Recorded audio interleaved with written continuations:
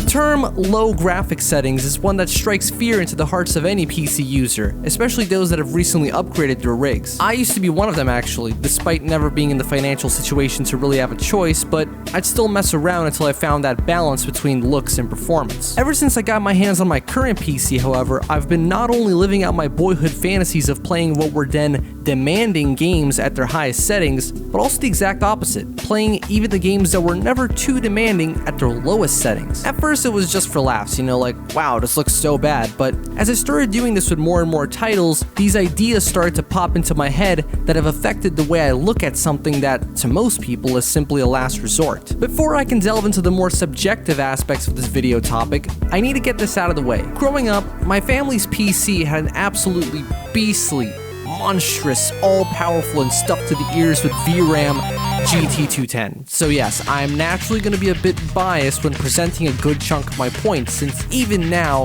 if I had to compare my GPU to a high-end equivalent from the past, I'd have to go back to 2015. With that said, there's no denying the appeal of low settings from a purely technical standpoint. They make running games at higher resolutions and, more importantly, frame rates far more doable for low to mid-range machines.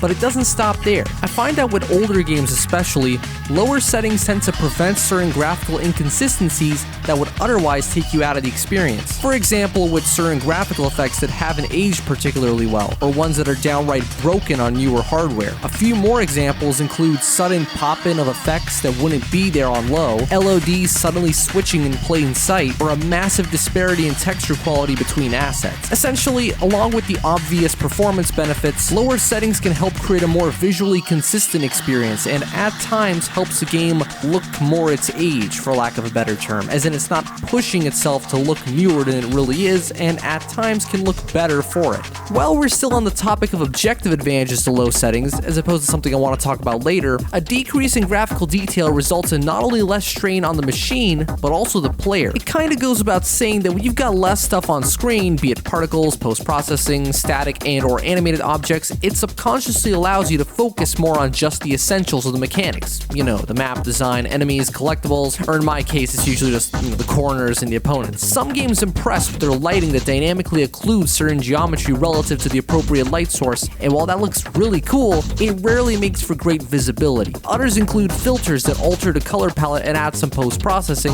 which I'm unapologetically a fan of, but again, it doesn't do the gameplay any favors. Basically, I wanted this section of the video to lean more towards the competitive and speedrunning advantages of low settings. Ever notice how most Quake 3 speedruns are on the absolute lowest settings, to the point that even force player models is enabled, which was only intended for PCs with cripplingly low memory, so that they only had to call in one player model rather than the game's diverse cast. If it were still 99, then some people might have been doing that out of necessity, but nowadays these settings are used exclusively for the visual clarity they provide and slightly faster load time. Everything I've talked about so far has been in regards to the objective advantages of low settings, but now I want to go over some of my own impressions of how a game's presentation is affected when the detail is turned down. First, let's look at some examples where a game's aesthetic essentially remains unchanged, regardless of settings, and for that, we must look no further than anything made by Codemasters post-2007. I don't know what kind of black magic the graphics department is pulling off to essentially preserve each of their game's appeal, yet using less than half the resources, at least according to my GPU. My best guess is that it's something to do with the texture quality remaining pretty high, while also using a highly optimized method of displaying fake reflections on the cars. There's actually plenty more examples of games that don't change much at different settings, but that's usually down to the fact that there's not a lot to change, and that's what makes Codemasters' efforts all the more impressive. Now for the complete opposite,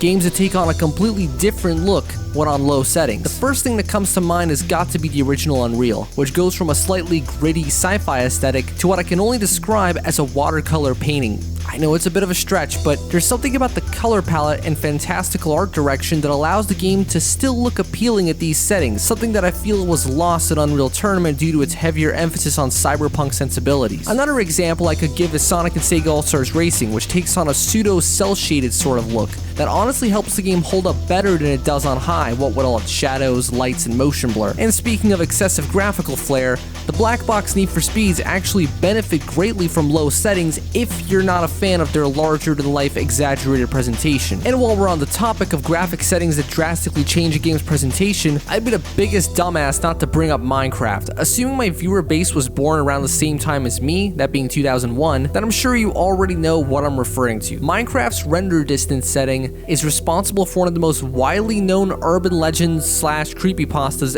ever conceived, though I wouldn't give it all the credit. It used to be extremely common for games that let you change the render distance to implement fog to try and cover up the nothingness, but their atmosphere wouldn't be too drastically altered thanks to all the other elements working in tandem to try and make up for it. You know, color palette, sound design, and don't forget the bumpin' drum and bass tunes. What I believe inspired people to conjure up these stories was the sum of Minecraft's presentation, specifically during the alpha and beta days. That smothering loneliness when on single player, the very rare instances of any music at all, the infamous cave sounds, the occasionally odd and out of place terrain generation, all of these tend to be taken for granted when you can still see plenty in front of you. You know, it gives you the sense of security. But when the render distance goes down and that fog rolls in, all of that suddenly is brought into the forefront and it completely transforms the experience. It almost comes off as kind of humorous how there are so many horror games out there to try and use their impressive visuals to scare you, yet none have left a lasting impression to rival Herobrine, who was birthed by a graphical effect that had already existed for over a decade. The last thing that piqued my interest about graphic settings is the little bit of insight you get into a game's development mindset. Say if a game's ultra settings represent the art team's uncompromised creative vision, then the low settings represent how much they are willing to sacrifice in the name of performance. What's really interesting about this is how wildly it varies between studios and their respective games. I'm sure you're familiar with id Software, and if there's one thing they're known for, it's having a knack for developing games that are not only technically impressive, but also accessible to a wide range of system specs thanks to excessive graphical customization. Obviously, nothing they've made rivals Crow Team's Sirius engine in terms of pure number of options, but that's probably because by the time 3D had become the standard, id were way too popular to expect everyone playing their games to know what parallax mapping is. As for specific examples, I've been playing around with both Unreal Tournament and Quake 3 along with their corresponding graphics options, and I've noticed something that illustrates the main point of this section fairly well. When you turn both games all the way up, Quake 3 is undoubtedly the more impressive looking game. I mean, it looks like a late PS2 game 2 years before the console really took off. On the other hand, when both games are turned all the way down, while not retaining that unique look I described in the original Unreal, UT99 is definitely the more appealing looking game, while Quake 3 looks like a beta version of an N64 port. What this observation says about both dev teams is that Epic, at least at the time, were far less willing to compromise their vision for the sake of performance, although that isn't too unwarranted since Unreal was pretty much the Crysis of '98. And on the other hand, id have no problem letting their players make the game look terrible if it means doubling the FPS. There's also something to be said about how certain aspects of a game's visuals are prioritized when the settings are turned down. You know, what gets preserved, what gets butchered, stuff like that. This stuff doesn't happen too often in newer games since optimization, hardware, and general visual design sensibilities have come a long way, but 20 years ago, there used to be a massive difference between how even games in the same franchise would handle their own lowest presets. The two examples I have in mind right now are Need for Speed High Stakes and Porsche Unleashed. Obviously, these games are old enough to run on anything at the highest settings, but out of curiosity, I went and turned the settings all the way down, and what I discovered is that High Stakes prioritizes the detail of individual game objects, whereas Porsche Unleashed attempts to preserve the quality of its environment. The result is one game where the cars still kind of look like cars, but